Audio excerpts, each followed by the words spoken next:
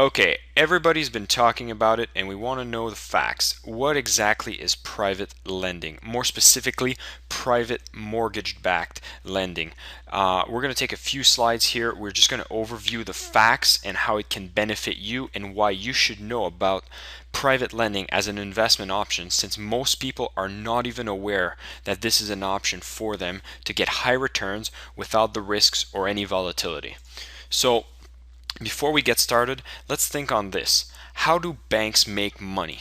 Well, number one, when you deposit your money in the bank, in your checking account, your GICs, you usually get between 1 to 3%. And do you think the banks just take the loss and leave the money there? No. What they do is they take the money and loan it to other people for superior rates of interest. And we're talking about 6 to 24%. Now, how do they do that? Well, mortgages, credit cards, loans, lines of credits, and these all have a different type of risk. But the most secure way that they lend money and the lowest rate that people can borrow money for is with mortgages, because it's secured by real estate. And banks make huge money doing that because they make the money on the spread. So, let's stop the banks from making the money. And why can't us become the bank? So, let's do a quick overview on how private lending works. Real estate investors buy houses at discounts through foreclosures, short sales, auctions, etc. And they're able to acquire properties at more or around 40% market value at today. So if a property is worth today 100,000, these investors are able to purchase properties for less than 60,000. But to be able to get access to deals like that, you need to be prepared, and closing with cash is king. And this is where private lenders come in, because with private money, investors can move fast. And as a private lender, people can be paid up to 12% on their money consistently. Let's go and see how this works. When you're a private lender, the number one thing that happens is you invest in the property, not the borrower, because the property is what has value. When a property is identified and presented to you, you can then decide if you want to lend against this property. A letter of intent is presented which outline all the terms and the amount that is required to invest in this specific property. And this letter of intent you can reply to and give yourself a first heads up as to if you want to pursue with this investment. The language is simple, it doesn't cost anything, and there's no commitment, but it identifies that you want to take advantage of this opportunity that pays a certain amount of return for a certain type of property. Once this has been done, an official promissory note and a mortgage is prepared, and we're going to break this down in the next slides. And again, as the investor, there's no cost to us, okay?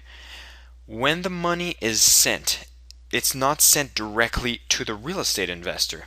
Attorneys open a trust account, and there's an account that is a third party, and it ensures the security of the process. You send your money to this trust account, and the funds are not released for anything until a mortgage is recorded which protects your investment. You receive all the official paperwork, and the money is sent to the company to purchase the property only after the fact. So, how do you get paid? Well, you receive a regular payment through checks based on the agreement you've made. Some agreements are quarterly, some are yearly, some are monthly, and some are at disposition. And the property, once it's been renovated, it's either going to be sold or refinanced, and at that time you get paid all the principal and the interest, and then the mortgage is removed on the property, and we're going to break this down at the next slide. And more than likely, after you've went through this process and seen how lucrative it is and simple it is, you'll be invited to repeat the process. And once you have a steady flow of investors who are presenting you these private deals, you'll be wanting to repeat as much as possible so your money can work for you. But I know what your biggest concern is, and this is the beauty about private lending. How do you make sure to get your money back? The mortgage that's put against the property is for the amount that you've lent. Now, the most typical type of investments will never require more than 80% of the value of the property.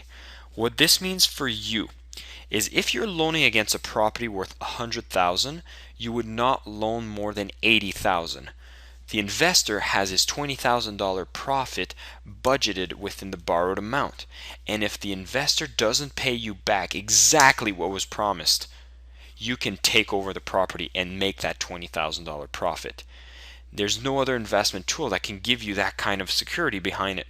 So, let's see what exactly will secure your loan. I mentioned the promissory note, I mentioned the mortgage, but there's also insurance policies in place and title insurance against the property. And as I mentioned, you have no expense throughout the whole process. The promissory note is in place, and it's a contract between yourself and the lender which says exactly how much is borrowed, how much is going to be paid back, how it's going to be paid back, and when is it needed to the principal comes back. The mortgage is in public records, so you're holding the property by the neck on the title, and nothing can be done to that property until you're paid back every penny. The insurance policy is in place so that if there's any damage, let's say the property burns down, guess who gets the money from the claim? The lender does. And the title insurance is in place to make sure that nobody from the past comes up and says, well, I think I own this property. And if they would make a case and claim ownership to the property, guess who gets all the money from that transaction? You do. And it shows that the borrower owns the property. Let's make a few comparisons. Let's say you leave your money, your 100,000 in a GIC for 10 years. And usually if you lock it for 10 years, you might get a 3%. And I'm generous by saying 3% because most locked monthly GICs get you about 2.6%. Okay, and we are at the mid-winter months of 2012, and that should not be changing anytime soon. After 12 months, if you've left your GIC at 100,000, you got $3,000. If you're investing in a long-term private investment deal, which you can see yields up to 8%, you're going to make $8,000. We're talking about a $5,000 difference per year, and you did absolutely nothing except cut the initial check and cash the checks coming in. Now, if you decide to withdraw from the program early, there's not even a penalty. As opposed to a GIC, if you break out of a GIC, there's fees involved. But I can tell you right away, the fees to cut your GICs and to move into private lending will not even matter because you're going to be making a $5,000 a year difference because you've decided to go the private lending route. Let's look at the stock market and private lending. Well, a few things here. Number one, when you're on the stock market, you can get dividends, but the amount is decided by the company. You have no control over it. If you're in private lending, you get a fixed return that was decided by you. You decide how much you want to make when you lend money to an investor. Number two, the value of the investment or the stock is determined by the market. Does the stock market have a steady curve or is it volatile? It's crazy volatile today because there's so many computers out there that are doing micro trades. And if you look at private lending, the investment is determined by comparables, other properties of similar nature that have recently sold. And are prices in real estate low or high right now? In the US, real estate prices are at an all-time low.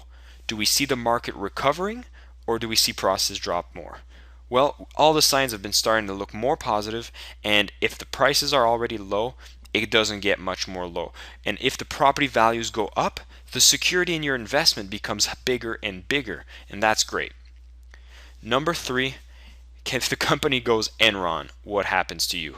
How many people got screwed with Enron? Well, in your case, if the investor decides to disappear, you now own a property that had a $20,000 profit into it. So you have a legal process that can allow you to own the property if you don't get paid exactly what was promised to you. And if you look at the stock market today, you have all these big companies and these investment firms which are shorting, doing derivatives. The computers are making micro trades, which basically takes everyone's little money that's invested, and every split seconds they make a penny on a million transactions. It's not even fair anymore. When you're looking at the private lending route, there's no other investors. Pooling funds is actually illegal. You're a single investor holding the mortgage against a property that's worth more than you invested. So here's what I tell you. Stop gambling with your money. Private lending is an amazing way to be able to get a consistent return on your money with proper mechanisms in place which secure your capital. So, if you want more information on these types of investments, this is really for these people who you don't want to deal with tenant turnovers, you don't want to deal with property repairs, you have capital either within an property equity or in cash, and you just want to make your money work for you. Private investing is one of the best ways to do it. A lot of people that are looking into US real estate find it as one of the better ways to invest their money because it's passive. You don't need to invest your time. So if you want more information, let us know. We can get you more details as to how this works, and you'll be out of your way of stop making GIC returns which don't even beat inflation.